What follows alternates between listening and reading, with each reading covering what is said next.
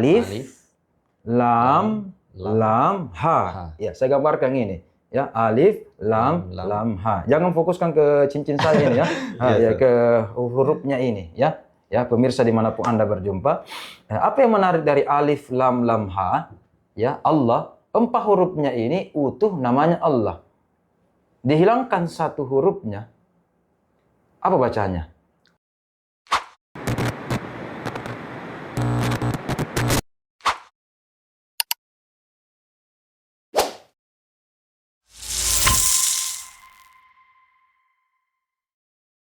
Assalamualaikum warahmatullahi wabarakatuh. Alhamdulillah wassalatu wassalamu ala rasulillah amma ba'd. Pada hari ini kita kembali di program Aku Ahlul Quran. Dan pada hari ini kita bersama dengan Ustaz Dr. Haji Muhammad Irham. Apa kabar Ustaz? Alhamdulillah, baik-baik. Baik. Alhamdulillah. Jadi langsung saja Ustaz, mengenai podcast kita hari ini adalah temanya tentang mahabbah atau konsep mahabbah. Pertanyaan pertama Ustaz tentang bagaimana konsep cinta sejati dalam Al-Quran. Ya. Terima kasih. Di dalam term Al-Quran atau bahasa Arab ada banyak term atau kata yang bermuara tentang cinta. Ya, diantaranya mahabbah dan seterusnya. Khusus pada episode kali ini kita dulu memfokuskan cinta dalam makna rahmah, rahmah. Rahmah itu dalam kitab dijelaskan memiliki makna ar-riqqatu wal afu war ra'fatu. Artinya bagaimana cinta itu ada merasa nyaman. Cinta itu ada merasa simpati, dan namanya cinta itu atau sayang itu adalah ada mengasihi terhadap yang lainnya. Nah, itu dulu ya. Nah, bagaimana dalam Al-Quran menjawab itu? Saya melihat ya, kata-kata Ar-Rahman Ar-Rahim itu bisa mewakili cinta yang sejati ya.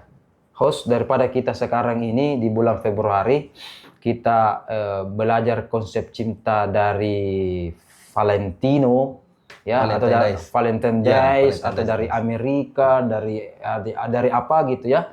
Nah, kita sebagai Muslim, umat Islam dimanapun kita berada, tidak ada salahnya kalau kita belajar hakikat cinta itu dari surah yang selalu kita ulang-ulangi ketika sholat. Surat apa itu, host? Yang selalu kita surah Al-Fatihah. Surah Al-Fatihah. Dan ada di ayat pertamanya itu Bismillahirrahmanirrahim. Ada di situ konsep cinta yang hakiki. Oke. Dalam Bismillahirrahmanirrahim, yang mana di situ yang langsung menunjukkan bahwa ini ada konsep cinta? Konsep cinta, ya. Oke. Kita lihat artinya dengan nama Allah yang Maha Pengasih dan lagi Maha Penyayang. Pertama artinya dengan, bi artinya dengan. Bi itu artinya muasarah, kebersamaan. Antara cinta dengan yang dicintai harusnya selalu bersama. Walaupun kebersamaan itu sekarang ada 2 macam. Ada di dunia nyata, ada di dunia maya. Makanya dunia nyata itu paling bagus itu kebersamaan. Tetapi biasa kita terhijab atau jauh LDR, apalagi namanya itu LDR ya. LDR terpisahkan oleh ruang dan waktu, makanya ada juga namanya ruang maya. Kita video callan dengan pasangan, dengan suami, istri, dan sebagainya. Tetapi seenak-enaknya LDR, cinta jarak jauh, pasti lebih baik cinta jarak dekat. Ya kan? Nah, itu namanya kebersamaan. Ada kebersamaan. Kemudian ismi, berarti nama. Orang yang mencintai itu selalu menyebutkan namanya. Kita di sini tradisi Sulawesi itu terkadang kalau kita kaget ya menyebutkan sesuatu yang dalam bentuk lata ini, host ya. Muhammad, Allah ya gitu. Atau kejadian astaga. Astaga ya kan, atau minimal kita bilang wih sakit ya, kita luka itu kan dalam aspek ilmu spiritual itu artinya Allah. Itu simbolnya Allah itu ya. Dan seterusnya. Sehingga ketika kita terluka, kena musibah, bukan kita langsung bilang kucing, ya kan? Kita tidak langsung bilang kepiting, ya tidak ada kan? Dan seterusnya, tidak ada. Itu tandanya secara sengaja dan tidak sengaja mulut ini menyebut asma Allah atau mencintai Allah Subhanahu wa taala dalam alam sadar maupun tidak alam sadar. Ismi. Kemudian Allah. Ada yang menarik dari lafal Allah itu, host. Allah itu kalau menurut Ibnu Athaillah ya terdiri atas berapa huruf? 4 huruf. Ya. Alif, lam, ha. Ya, saya gambarkan ini. Ya, alif, lam, ha. Jangan fokuskan ke cincin saya ini ya. Ya ke hurufnya ini ya. Ya, pemirsa dimanapun Anda berjumpa. Apa yang menarik dari alif, lam, ha? Ya, Allah. 4 hurufnya ini utuh namanya Allah.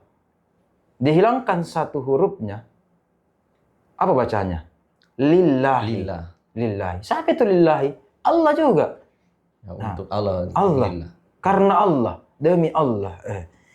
Kemudian dihilangkan lagi huruf lamnya lagi. Lahu. Tinggal lahu. Harus ada ini ya. Kalau tidak ada ini bahaya nih. Nanti ada yang marah. Ya, lahu. Lahu. Lahu berarti milik Allah juga. Milik Allah. Hilang lagi ini. Tinggal hu. Siapa itu hu? Hu itu terjadi dia. Ya kan? Dia siapa? Bukan dia seorang penyanyi. Ya kan? Dia Allah Subhanahu wa taala. Kalau saya dihilangkan hanya lagi kosong. Kosong hampa. Ya, hampa berarti tidak ada nih.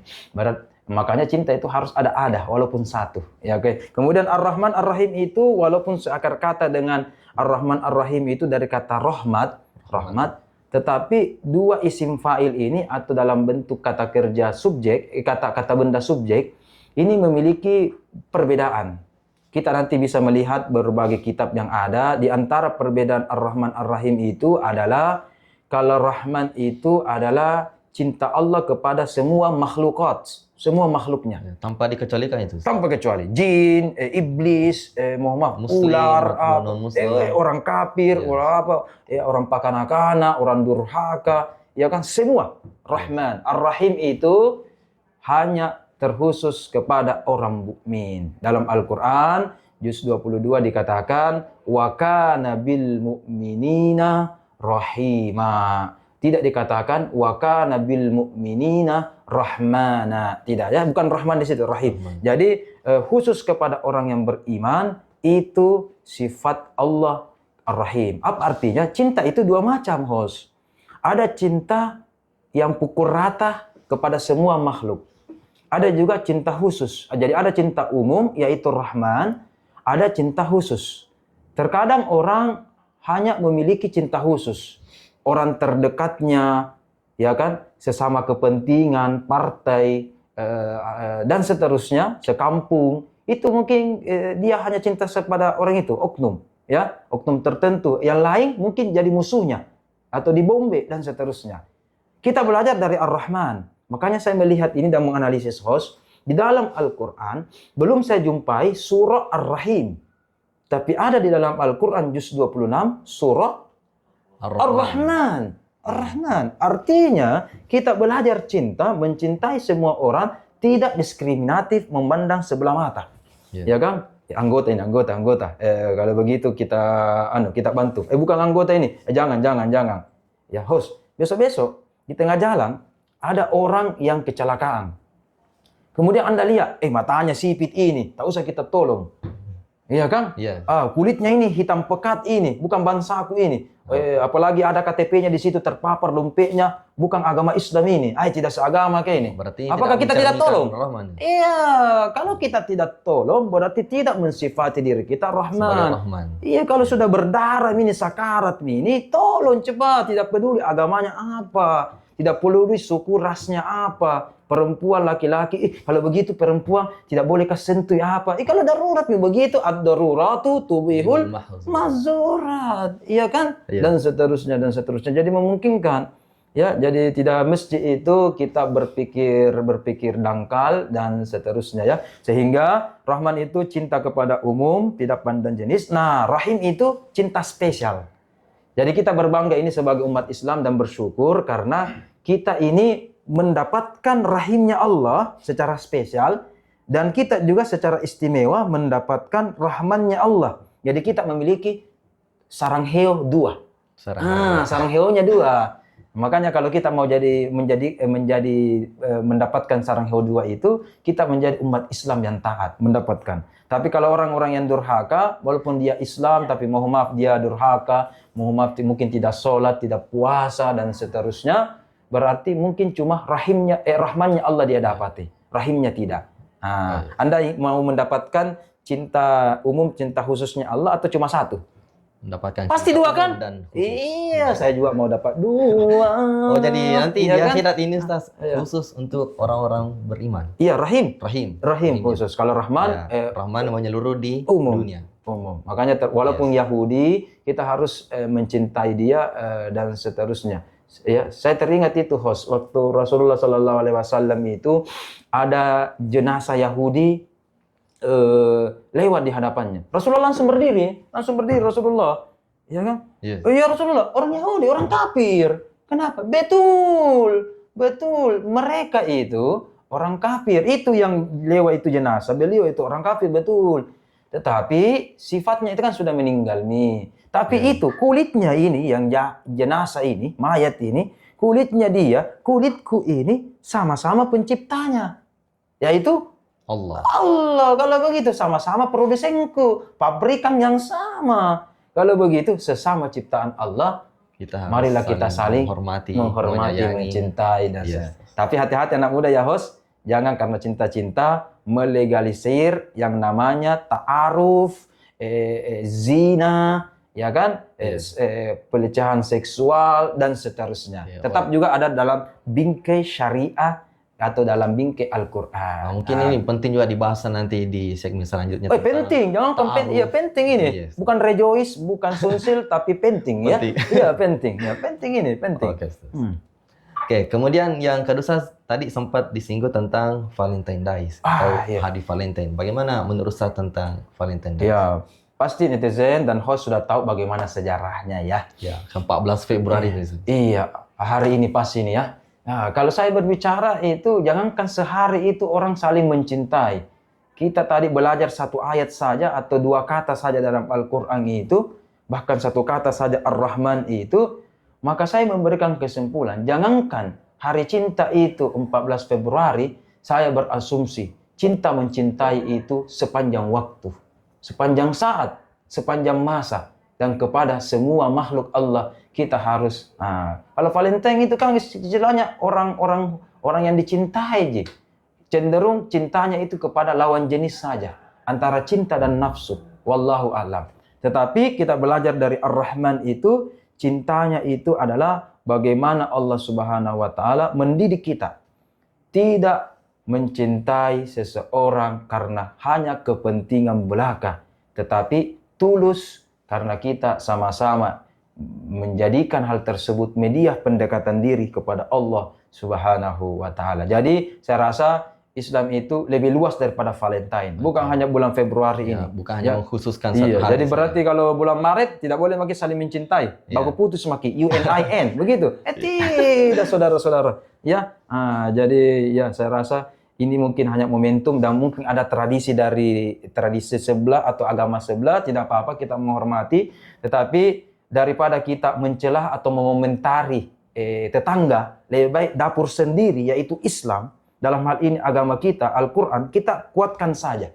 Ya, tanpa membandingkan antara tradisi mereka dengan tradisi kita, lebih baik kita memperkuat bagaimana pendalaman Al-Quran kita, kajian kita tentang bagaimana konsep Rahman misalkan. Rahman Allah Subhanahu wa taala dalam dalam konsep saling cinta mencintai antara satu dengan yang lainnya. Iya. Oke, kemudian pertanyaan terakhir Ustaz tentang apakah ini sebenarnya bukan pertanyaan Ustaz tapi nasihat. Nasihat. Ya, apakah ada nasihat Ustaz untuk generasi muda dalam memahami tentang cinta sejati itu? Oh iya. Oke. Iya. Wahai anak muda, ya, berdasarkan pengalaman saya, ya, karena menurut Anda ya, Anda katakan menurut saya ya. Yes. Ya, oke.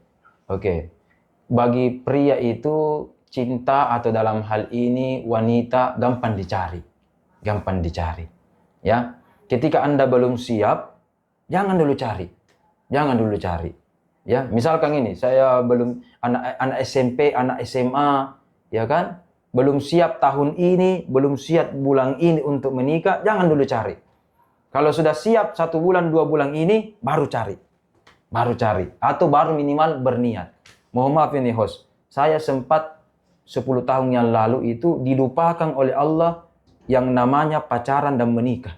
Dilupakan. Saya memang melupakan dalam kamus otak saya kata tersebut. Kata pernikahan tidak. Iya, saya lupa. Makanya saya terus itu lanjut kuliah dan seterusnya. Dilupakan memang. Bukan karena sengaja, tidak sengaja. Saya bersyukur kepada Allah melupakan saya yang namanya pacaran, sehingga nanti saya dikasih ingat. Ya, nanti saya dikasih ingat sama rektor ketika itu, karena yang menjadi pendamping saya ketika promosi harusnya biasa orang adalah istri atau suaminya, pendamping pasangan hidupnya. Tetapi tahukah Anda host, siapa yang menjadi pendamping saya ketika itu? Siapa sih? Mau tahu aja atau mau tahu banget? Mau tahu banget. Mau tahu banget. Oke, mau tahu banget. Kalau begitu, ialah wanita yang sangat saya hormati yang telah melahirkan saya. Oh, betul. Ibu. Ibu. Di situ karena pada saat itu belum ada pasangan. Iya, jomblo. Masya Jomblo. Ya, sekarang sudah tidak jomblo. Saya sudah memiliki keluarga, alhamdulillah. Ya. Boleh karena itu sudah menerapkan konsep mahabbah. Iya, ya. Yang kedua, saya juga terinspirasi dari konsep seorang pujangga atau penyanyi Indonesia. Ya. Rhoma Irama kayak? Bukan. Siapa sih? Sherina. Oh, Sherina. Kaulah cinta pertama dan terakhirku. Begitu. Sherina. Ada juga itu lagunya Rhoma Irama. Bagi anak muda. Iya. Jangan pandang enteng itu. Apa itu lagunya, Sas? Istri soleha. Bukan, Sas. Yang Istri soleha. Kayak hidup tanpa cinta. Apa itu? Hidup tanpa cinta. Itu nih. Itu. Bagaimana judulnya nanti saksikan di bawah ini. Ditanya selanjutnya. Iya. Okay. Dan anak muda juga jangan lupa kita harus hidup ini di malam hari jangan terlalu suka begadang. Ya, kayak begadang ya. Jangan suka begadang, apalagi cuma game-game dan sebagainya. Ya, kalaupun mau begadang tahajud boleh. Nah, kemudian anak muda ingat ketika bangun lagi di pagi hari atau di subuh hari, ingat itu perjuangan dan doa. Harus perjuangannya anak muda itu belajar, betul. Yes. Belajar atau apa aktivitas yang bermanfaat dan jangan lupa juga berdoa. Supaya nanti ujung-ujungnya dalam kehidupan sehari-hari tidak memiliki utang. Dan dia tidak judi. Ya, tidak berjudi. Apa judi online juga jangan itu. Jangan juga suka pinjam-pinjam online siapa tahu itu bisa merugikan kita atau ada unsur penipuan dan seterusnya. Dan ujung-ujungnya anak muda impiannya cuma satu. Hanya istri soleha.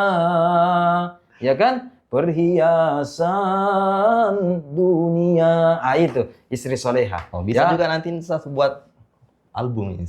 Boleh. Iya. Ya, istri soleha, bukan istri yang salah. Iya kan?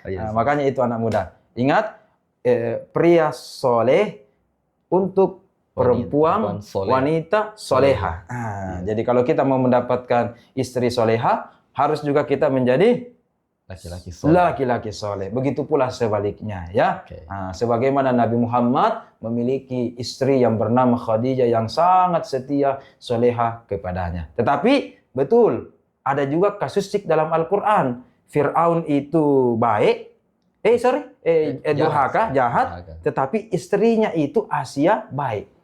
Kebalikannya, Nabi Nuh dengan Nabi Lut adalah seorang nabi hamba Allah yang soleh, tetapi istrinya durhaka, bahkan diazab itu hari. Ya, jadi begitu. Ada kasuistik memang, kasuistik. Tetapi secara umum bersifat general, namanya teori itu bersifat general, yang baik dengan yang baik.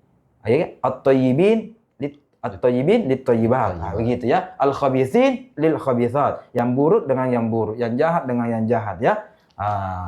Makanya kalau misalkan ada yang namanya ini kasus ini di anak muda ini sekarang host. Namanya di Bugis Makassar itu Patongko Siri. Pasampo Siri. Patongko Siri bahasa Makassarnya apa bahasa Bugisnya? Pasampo Siri. Bahasa Bugisnya artinya penutup aib, menutup malu. Yang jadi masalah itu kalau yang melakukan hal tersebut adalah laki-lakinya A, yang bertanggung jawab adalah laki-laki B. harusnya yang merupakan ayah kandungnya yang bertanggung jawab. Ya, itu.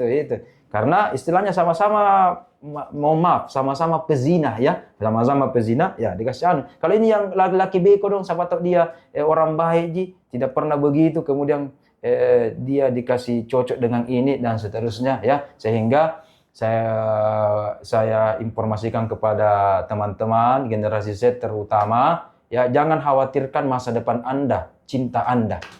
Ketika Anda menyerahkan diri segala urusan Anda kepada Allah, tentu doa dan perjuangan, insya Allah Allah akan memberikan siratal mustaqim, jalan lurus dan tercepat menuju cinta Anda semua. Ya, begitu Sambalu. Oke. Alhamdulillah telah kita mendengarkan berbagai macam penjelasan, pencerahan dari Ustaz Irham. Dan insya Allah ke depannya nanti kita akan membicarakan tentang kehidupan ataupun ta'aruf, pernikahan, dan sebagainya. Oke, jadi untuk kali ini kita tutup podcast ini. Kita mengucapkan Alhamdulillahi Rabbil Alamin. Al-Quran Revolution rahmatan lil alamin. Oke, mohon maaf atas segala kesalahan dan kekurangan. Assalamualaikum warahmatullahi wabarakatuh. Waalaikumsalam warahmatullahi wabarakatuh.